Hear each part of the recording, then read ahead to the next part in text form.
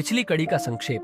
पहले भाग में चार दोस्त रोहित, अंजलि, विक्रम और सुरभि एक पुराने राजमहल में पहुंचे थे जिसे गांव वाले भूतिया मानते थे। वहां उन्होंने ब्रह्म पिशाच से सामना किया जिसने विक्रम की आत्मा को खींचने की कोशिश की।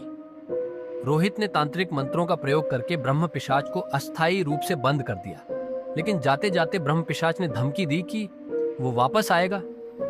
कहानी की शुरुआत रात का अंधेरा अभी भी गहरा था, लेकिन वे किसी तरह महल से बाहर निकल आए थे। विक्रम बेहोश था, उसकी हालत अब भी गंभीर थी।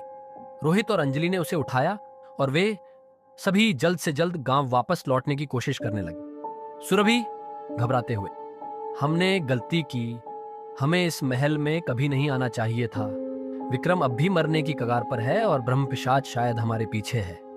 रोहित संजीदा होकर, मैंने जितना हो सका उतना किया, पर मुझे यकीन नहीं है कि वह पूरी तरह गया है। जैसे ही वे गांव के करीब पहुंचे, आसमान में हल्की रोशनी होने लगी थी। उनकी आंखों में डर और थकावट साफ झलक रही थी। गांव में पहुंचते ही वे सबसे पहले बाबा के पास गए, जो तांत्रिक विद्या के जानकार थे। बाबा अपने घर के बाहर बैठे हुए थे, जैसे वह पहले से ही उनका इंतजार कर रहे हों। उनके चेहरे पर चिंता की लकीरें थीं। बाबा गंभीर स्वर में, तुम लोग महल में गए थे, मैंने पहले ही कहा था कि वहां मत जाओ। अब तुमने ब्रह्म पिशाच को जगा दिया है। अंजलि आंसुओं में, बाबा विक्रम की हालत बहुत खराब है, क्या अब भी कुछ हो सकता है? बाबा ने विक्रम की ओर देखा। उसकी आंखें आधी खुली थीं और उसका चेहरा नीला पड़ने लगा था। यह साफ था कि उसकी आत्मा धीरे धीरे उससे दूर जा रही थी। बाबा ने तुरंत अपने तांत्रिक यंत्र और मंत्रों का सहारा लिया। बाबा गहरी आवाज में, अगर हमने जल्द ही कुछ नहीं किया तो ब्रह्म पिशाच उसकी आत्मा को पूरी तरह खा जाएगा। हमें आज रात ही एक विशेष यज्ञ करना होगा ताकि उसकी आत्मा वापस बुलाई जा सके। लेकिन याद रखो, ब्रह्म पिशाच वापस जरूर आएगा। यह लड़ाई अभी खत्म नहीं हुई है। रात का समय करीब आ रहा था और गांव के लोग यज्ञ की तैयारी में जुट गए थे। एक खुले मैदान में बाबा ने पवित्र अग्नि जलाई और चारों दोस्तों को यज्ञ में बैठने का निर्देश दिया। बाबा गंभीरता से, यह यज्ञ सिर्फ विक्रम की आत्मा को बचाने के लिए नहीं है, बल्कि ब्रह्म पिशाच को कुछ समय के लिए रोकने के लिए भी है। लेकिन अगर हमने एक भी गलती की तो उसकी शक्ति और बढ़ जाएगी। यज्ञ शुरू हुआ। बाबा ने मंत्र पढ़ना शुरू किया और अग्नि की लपटें अचानक तेज हो गईं। वातावरण अचानक भारी और ठंडा हो गया। ऐसा लगा मानो कोई अदृश्य शक्ति वहां उपस्थित हो। हवा में एक अजीब सी घुटन फैलने लगी थी।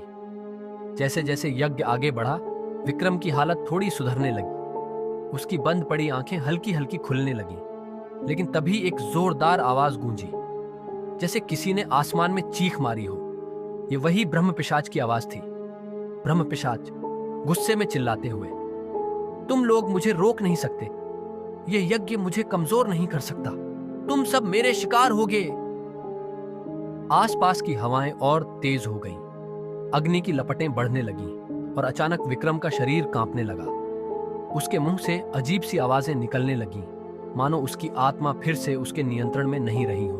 अंजलि घबराते हुए, बाबा कुछ हो रहा है, विक्रम ठीक नहीं हो रहा। बाबा ने अपनी आंखें बंद कर लीं और भी जोर से मंत्र पढ़ने लगे।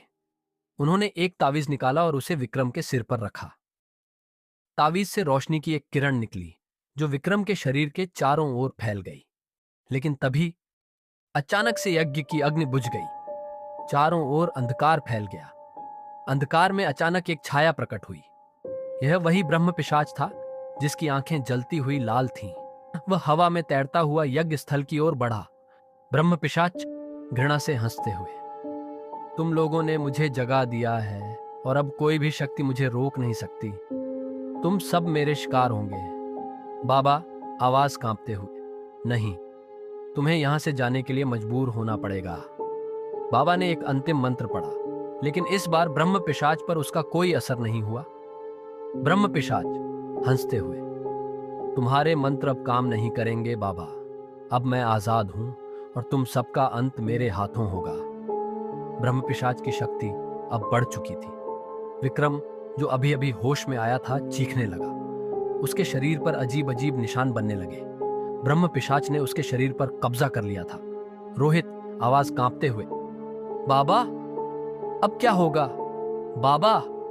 आंखों में चिंता के साथ, हम सब खतरे में हैं। ब्रह्म पिशाच अब विक्रम के शरीर का इस्तेमाल करेगा और हमसे बदला लेगा। लेकिन अगर हम किसी तरह उसके असली शरीर को ढूंढ लें और उसे नष्ट कर दें, तभी हम उसे रोक सकते हैं। ब्रह्म पिशाच ने विक्रम का शरीर छोड़ दिया, लेकिन उसकी चेतावनी अब भी हवा में गूंज रही थी। बाबा ने चारों को अगले कदम के बारे में बताया। बाबा गंभीर स्वर में, हमें राजमहल वापस जाना होगा। वहीं ब्रह्म पिशाच की आत्मा के साथ उसका असली शरीर भी छुपा हुआ है।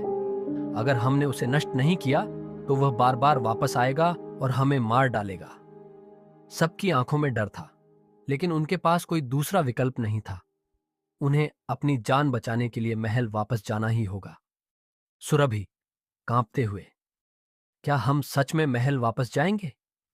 वहां तो उसकी असली ताकत है। रोहित दृढ़ता से, हमें जानना होगा अगर हमें जिंदा रहना है। महल का सामना अब अनिवार्य था। ब्रह्म पिशाच की असली शक्ति का अंत करना ही उनका एकमात्र लक्ष्य था। लेकिन क्या वे उस महल के भयानक रहस्यों को सुलझा पाएंगे, या फिर ब्रह्म पिशाच की शक्ति उन पर हावी हो जाएगी? अगले एपिसोड में राजमहल के भीतर के अज्ञात रहस्यों का खुलासा होगा। क्या ब्रह्म पिशाच को हमेशा के लिए खत्म किया जा सकता है, या यह लड़ाई अंतहीन है? जानने के लिए देखिए अगले भाग में। दोस्तों, कैसी लगी आपको ये कहानी? अगर अच्छी लगी तो हमारे चैनल को सब्सक्राइब करके बेल आइकॉन दबाना मत भूलना।